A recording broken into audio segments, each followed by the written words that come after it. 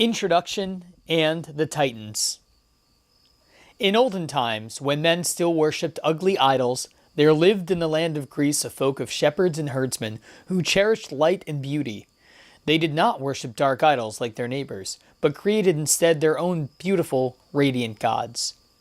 The Greek gods looked much like people and acted like them too, only they were taller, handsomer, and could do no wrong. Fire-breathing monsters and beasts with many heads stood for all that was dark and wicked. They were for gods and great heroes to conquer.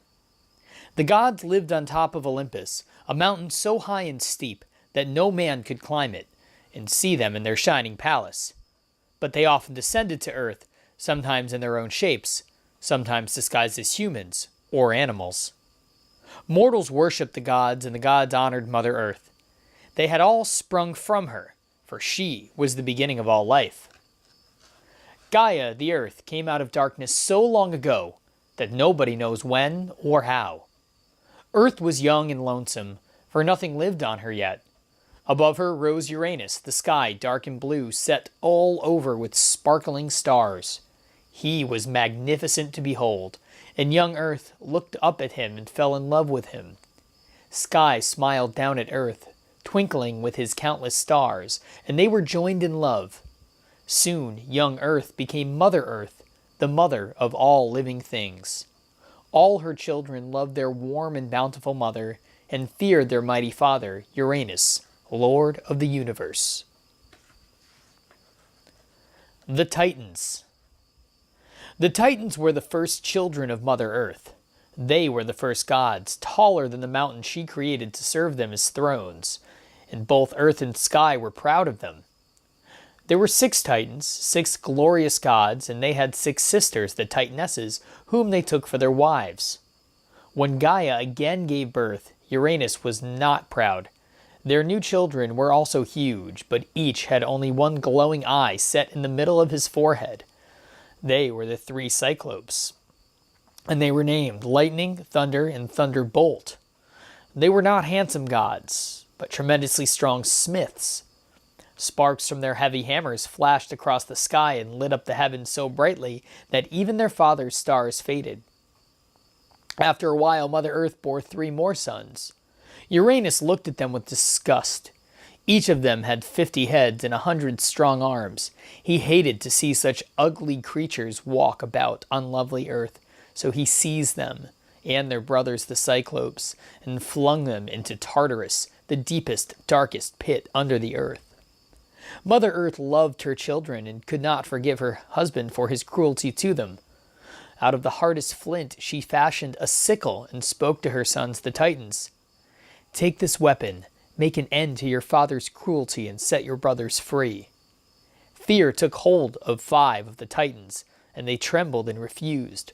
Only Cronus, the youngest but the strongest, dared to take the sickle. He fell upon his father. Uranus could not withstand the weapon wielded by his strong son, and he fled, giving up his powers. Mother Earth made Pontus, the boundless seas, her second husband, and from this union sprang the gods of the watery depths.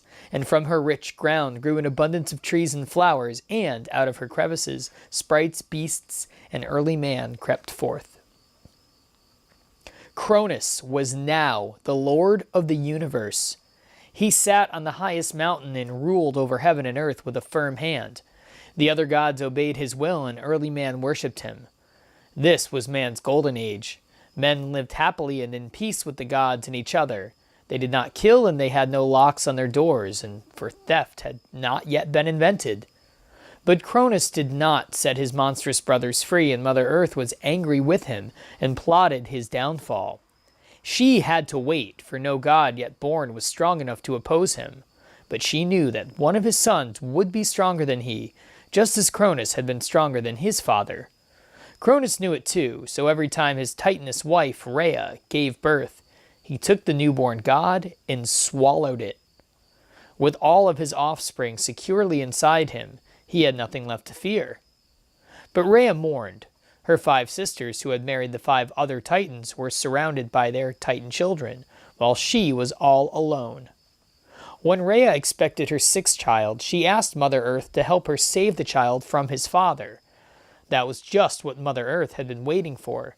She gave her daughter whispered advice, and Rhea went away smiling.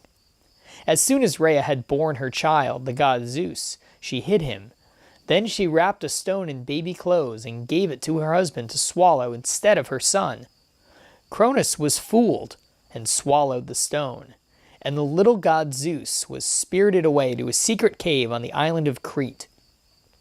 Old Cronus never heard the cries of his young son, for Mother Earth set noisy earth sprites outside the cave. They made such a clatter, beating their shields with their swords, that other sounds were drowned out.